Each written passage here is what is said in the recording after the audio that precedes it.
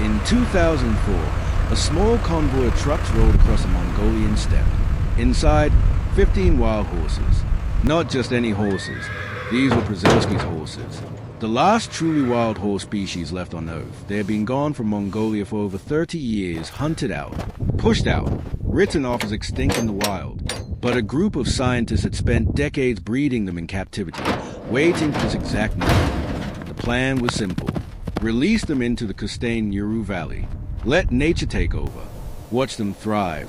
That was a plan. What no one accounted for was a winter. One of the worst the region had seen in decades. Temperatures dropped to -40. The snow came early, and it didn't stop. The scientists who released those horses watched from a distance, helpless, because within weeks, something started happening in that valley that none of their models had predicted. None of their data had warned them about. And when the reports came back the following spring, the researchers who read them went completely silent. Not because the horses had died, but because of what the horses had done. The Khustain Nuruu Reserve sits about 90 miles southwest of Ulaanbaatar. Rolling hills, dry grasslands, a river valley that cuts through the steppe like an old scar. It looked perfect on paper. The scientists from Przewalski Horse Reintroduction Project had studied it for years. Enough grass, enough water, far enough from human settlements. The horses would have space. They would have a chance. And in the summer months, they did. The 15 horses adjusted slowly. They were cautious at first, moving in tight groups, testing the land. Dr. Przewalski, a Mongolian wildlife biologist who had worked on the project for over a decade, described watching them that first week as one of the most moving experiences of his career. These animals hadn't touched wild Mongolian soil in a generation, and yet something in them remembered. They moved differently out here, more alert, more alive. By autumn, the herd had settled into a rhythm. The team felt quietly confident. Then October came, and with it, the dud. In Mongolia, a dud is not just a bad winter dud, it's a killer. A combination of summer drought followed by sudden, brutal snowfall. The ground freezes solid beneath the snow. Animals can't dig through to the grass. They starve, slowly, standing up, while the landscape looks completely white. And still at IN 2004, it hit harder than anyone expected. And those 15 horses were right in the middle of it. The team lost radio contact with the field observers for 11 days. When contact was finally restored, the news from the valley was not what anyone had prepared for. The field observer, a young ranger named Tolga, had been stationed at the edge of the valley in a small weather camp when the storm hit. He couldn't move. No vehicle could navigate those conditions. Visibility dropped to almost nothing. The temperature outside was -38. For 11 days, he waited. When the team in Ulaanbaatar finally reached him, his first words over the radio were simple. We actually did it. They are still here. The relief in the project headquarters was immediate. But Tolga's voice wasn't relieved. The IT was confused, and he told Dr. Przewalski that he had expected to find a horse's scattered. Weak, dying. That's what the dud does. That's what it had done to domestic livestock across the region. Farmers reported losing 40% of their herds that same winter. Some lost everything. But these 15 horses that had spent their entire lives in controlled European breeding facilities, had not only survived, they had barely lost condition. Tolga had watched them through binoculars from a ridge above the valley. They were moving, together, slow, but deliberate. And they were doing something that stopped him completely. The horses were using the wind. They had positioned themselves on the eastern slope of the valley, the one natural area where the snow was thinner, blown clear by the prevailing gusts. Nobody taught them that. No trainer, no handler, no human instinct guiding. Something older was. Dr. Przewalski later said he reviewed the notes 3 times before he believed them. But that wasn't even the part that truly stunned the team. Because when spring arrived and they finally entered the valley on foot, they found something in the snow they were not expecting to find at all.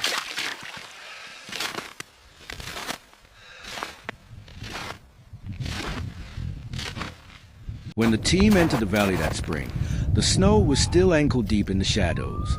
The air smelled like wet earth and cold grass. Dr. Przewalski was part of the group that walked in on foot that morning. He later described it as eerily quiet. No wind, no birds yet, just the sound of boots crunching through ice. They followed the tracks the horses had left across the hillside, and that's when they saw it. Right a section of the valley floor, roughly 200 meters long, had been scraped. Not by machinery, not by human hands, by hooves. The horses had poured through the frozen crust in a concentrated area, exposing the dry grass. Not randomly, not in scattered, desperate patches. In a pattern, they had worked the same stretch of ground repeatedly, over days, possibly weeks, rotating the effort across the herd. Przewalski crouched down and pressed his hand into one of the dig marks. It was deep, deliberate. This was not panic. This was not instinct firing randomly. This looked like coordination. The team stood there for a long moment without speaking, because what they were looking at had serious implications. Przewalski's horses had been out of the wild world for 3 decades. An entire generation gone from this landscape, and yet within their first winter back, they had rediscovered a survival technique that wild horse herds in Central Asia had used for thousands of years. It was called cratering, documented in older research, almost forgotten, never observed in reintroduced horses before. Not once. But that wasn't what unsettled the scientists most. What unsettled them was what they found living underneath those scraped patches of earth. Beneath those scraped patches of frozen ground, the grass was alive, not just surviving, actively growing. In a valley that had been locked under ice for months, these small exposed sections were green. Fragile, but green. The team's ecologist, a soil specialist named Dr. Przewalski, took samples that same morning. What he found in the lab took several weeks to fully process.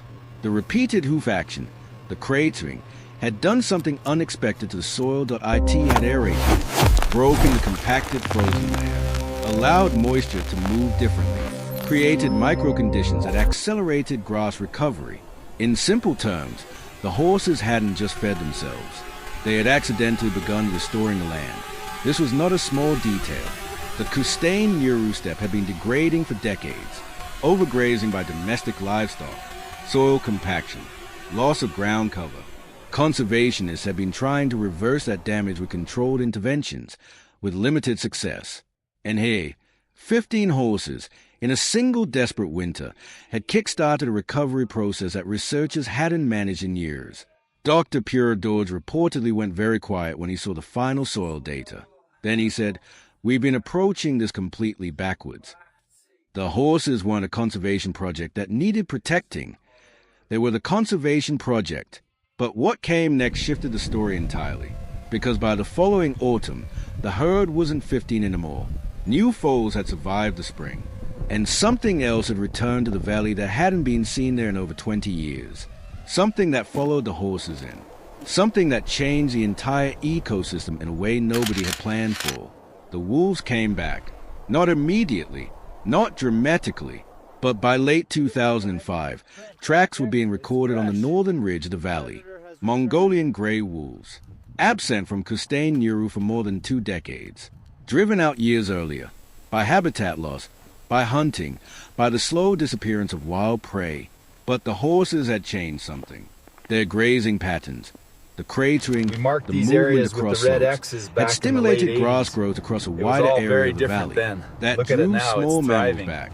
Rodents, marmots, which drew predators. And eventually, the wolves followed the chain all the way back in. Dr. Przewalski stood on that northern ridge in the winter of 2006 and watched wolf tracks cut across fresh snow. He later wrote in his field notes, "We released 15 horses. We did not expect to rebuild a food web." But that is exactly what happened. By 2008, the Khustain Nuruu Reserve had recorded measurable increases in biodiversity across multiple species. Grasses, insects, birds of prey, and a wolf population slowly re-establishing itself in a landscape it had vanished from. Scientists began calling it a trophic cascade, a chain reaction through an ecosystem triggered by the return of a single species. It had been observed in Yellowstone with wolves in the 1990s. Now it was happening here, in Mongolia, triggered not by a predator, but by a horse. 15 animals, released into a frozen valley, with no guarantee of survival, had quietly begun rewiring an entire ecosystem back to life. Nobody planned it that way. That's what made it remarkable. If stories like this matter to you, the kind that happen quietly, in places most people never look. Consider subscribing. There are more of them, and some are even harder to believe.